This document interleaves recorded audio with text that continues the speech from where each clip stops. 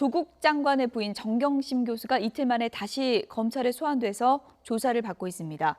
오늘 저녁 대규모 집회가 예정된 서초동 일대는 차량 운행이 통제됐습니다. 현장에 나가 있는 취재기자 연결해 보겠습니다. 박기환 기자. 네, 서울중앙지검입니다. 네, 정경심 교수 이틀 만에 다시 소환됐는데요. 조사가 지금도 진행되고 있는 거죠? 네, 그렇습니다. 조국 법무부 장관의 부인 정경심 교수는 오늘 오전 9시쯤 이곳 서울중앙지검에 나와 5시간째 조사를 받고 있습니다. 지난 3일 처음 검찰에 출석한 뒤 이틀 만에 다시 소환된 건데요. 지난 첫 조사 때와 마찬가지로 지하주차장 직원 통로를 통해 들어온 것으로 보입니다. 앞서 정 교수는 지난 3일 처음 검찰에 출석해 조사를 받던 중 건강 문제로 조사 중단을 요청했고 오후 5시쯤 귀가했습니다.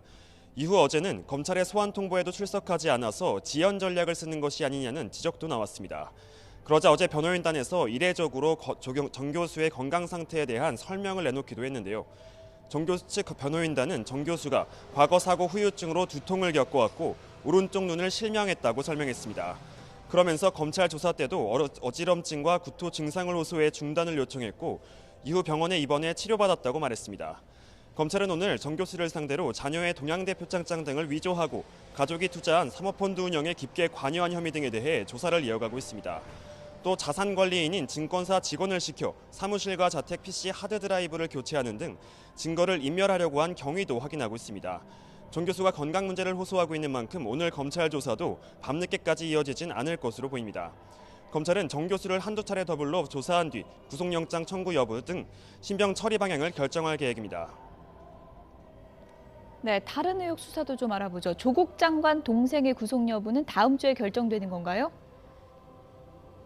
네, 그렇습니다. 조국 장관의 동생 조모 씨에 대해서 검찰이 어제 구속영장을 청구했는데요.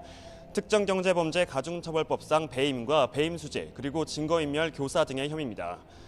조 씨는 자신이 사무국장으로 있는 웅동학원을 상대로 하지도 않은 공사 대금을 청구해 100억 원대 채권을 확보한 혐의를 받고 있습니다. 또 웅동학원 교사 채용을 대가로 교사 지원자의 부모들로부터 수억 원을 받은 혐의도 받고 있습니다. 앞서 조 씨와 공모해 중간에서 금품을 전달한 두 사람은 이미 모두 구속됐습니다. 조 씨의 구속 여부를 결정하는 영장 심사는 다음 주 초에 서울중앙지방법원에서 진행될 예정인데요. 조 장관 가족 가운데 첫 구속 영장인 만큼 결과에 관심이 집중될 것으로 예상됩니다. 이틀 전 광화문 집회에 이어서 오늘은 서초동에서 대규모 맞불 집회가 열릴 예정인데요. 지금 분위기 어떻습니까? 네, 이곳 서초동 서울중앙지검 앞 도로는 이른 아침부터 모든 차량 운행이 차단되고 있습니다. 지금은 서초역 사거리를 중심으로 교대역 방향과 서울 성모병원 방향 전 차선이 통제되고 있습니다. 도로 위에는 대규모 무대가 설치됐고 집회 인원들도 조금씩 모여들고 있습니다.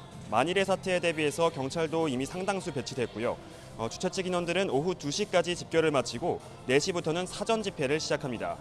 사법적폐청산 범국민시민연대가 개최하는 촛불 문화제는 오늘 오후 6시부터 열립니다. 이들은 검찰이 조 장관 의혹에 대해 과잉 표적 수사를 하고 있다고 지적하고 검찰 개혁을 촉구할 예정입니다. 앞서 지난 3일에는 광화문에서 조 장관 사퇴를 촉구하는 대규모 집회가 열리기도 했는데요. 오늘은 서울중앙지검 앞에서 열리는 검찰개혁 촉구 집회에도 지난주에 이어 전국 각지에서 많은 사람이 참석할 것으로 예상됩니다. 비슷한 시각 서초역 주변에서는 조국 장관 사퇴를 촉구하는 맞불 집회도 열릴 예정이고요. 현재 서초경찰서 앞에선 태극기 집회도 열리고 있어서 긴장감이 높아지고 있습니다. 지금까지 서울중앙지검 앞에서 YTN 박기환입니다.